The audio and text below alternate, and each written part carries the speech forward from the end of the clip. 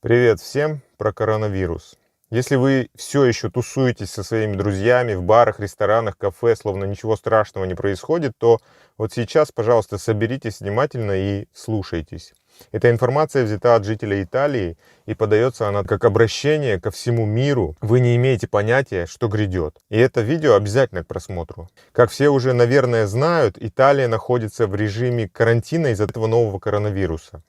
И ситуация плоха, но что еще хуже, это наблюдать, как другие страны мира ведут себя так, словно что ничего не происходит и не произойдет с ними. И мы знаем, что вы так думаете тоже, потому что мы были уже на вашем месте. Давайте проследим, как развивались события. Итак, стадия первая. Вы уже знаете, что коронавирус существует, и первые случаи начали появляться, возможно, в вашей стране. Пока что беспокоиться не о чем, мне еще не 75 лет, поэтому вряд ли что-то со мной может произойти, думаете вы. Я в безопасности, а другие все просто драматизируют чересчур. Какой смысл ходить в масках, запасаться туалетной бумагой? Я буду продолжать жить как обычно, зачем настолько сильно паниковать? Стадия вторая. Обозначили красные зоны и закрывают на карантин 1-2 города, где говорят, что обнаружили случаи заражения и много людей, скорее всего, будут инфицированы. Это 22 февраля.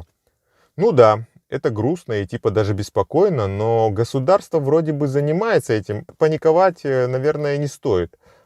Позже рассказывается о новых смертях, но вроде как люди все старые, а СМИ раздувают все это ради сенсации. Не стыдно ли? Стадия третья. Количество случаев заражения стремительно растет, практически удваивается за сутки. Больше и больше людей умирают от вируса. Сообщают о карантине уже в 4 регионах, где обнаружено наибольшее количество случаев заражения. Это было уже 7 марта. Школы и университеты в этих регионах уже закрыты, но бары, кафе и рестораны, равно как и рабочие пространства, все еще функционируют.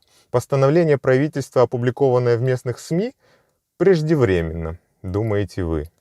И вот уже около 10 тысяч человек из красной зоны покинули эти места за ночь, чтобы вернуться домой в разные регионы Италии. Позже это окажется ключевым моментом. Большая часть населения, это около 75%, все еще занимается привычными делами и бытом. Они все еще не понимают всю серьезность происходящего. Везде вокруг людям советуют мыть руки, ограничить контакт с другими, не выходить без надобности, не создавать скопления в группах. И об этих правилах каждые 5 минут твердит телевизор.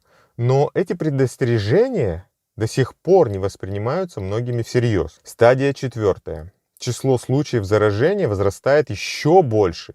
Школы и университеты закрыты уже повсеместно, как минимум на 1 месяц. Объявляется чрезвычайное положение. Больницы уже полностью забиты. Высвобождаются новые площади для размещения прибывающих инфицированных. В госпиталях острая нехватка врачей, сестер и медперсонала. Вырывают специалистов-пенсионеров и даже студентов медицинских факультетов старших курсов.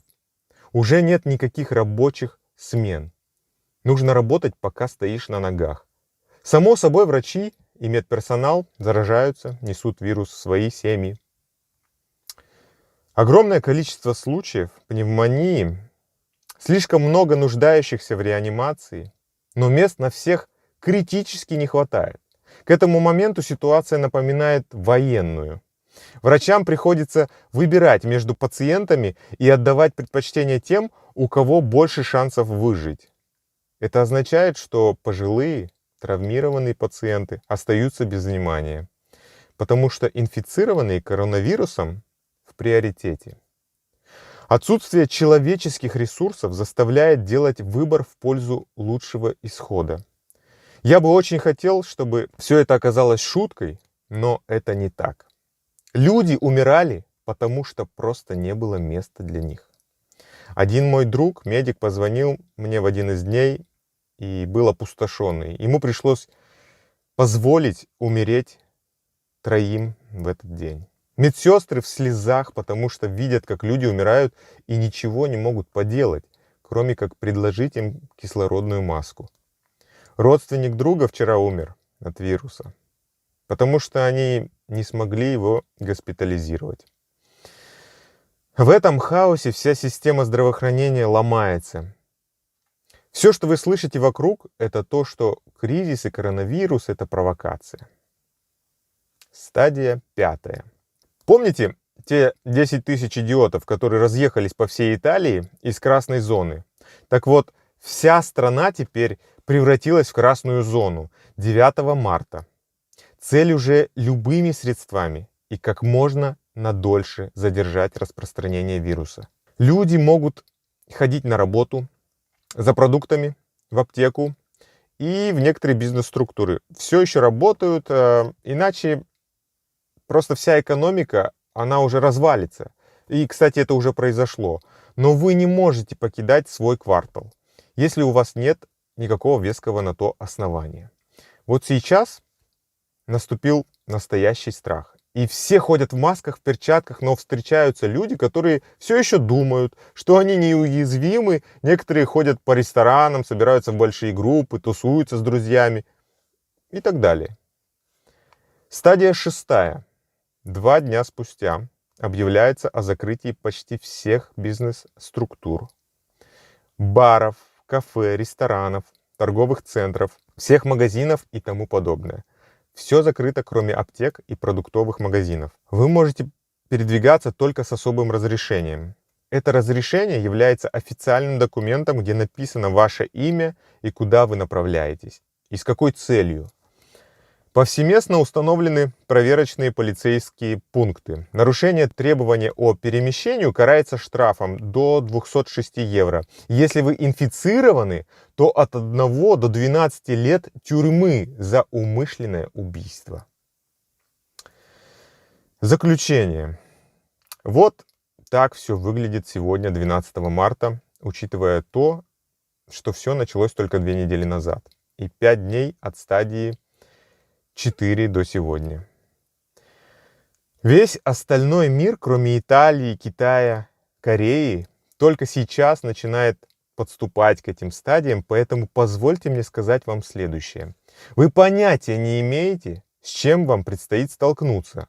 Я знаю, потому что 2 недели назад я был на вашем месте и понятия не имел, что все это может случиться, думая, что все не так уж и плохо.